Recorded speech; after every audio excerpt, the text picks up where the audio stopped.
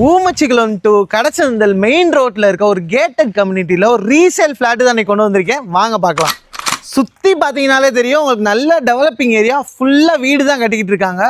நான் சொன்ன மாதிரி இது எங்கே இருக்குதுன்னு பார்த்தீங்கன்னா மெயின் ரோட்டில் இருக்குது. எங்கே இருக்குது? நம்ம மெயின் ரோட்லேயே இருக்குது.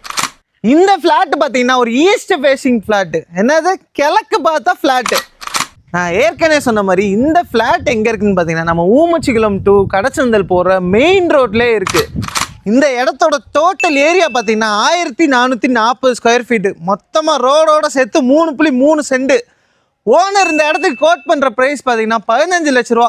சென்ட் 15 லட்ச ரூபா சொல்கிறாங்க. இந்த இடம் பிடிச்சிருக்கா?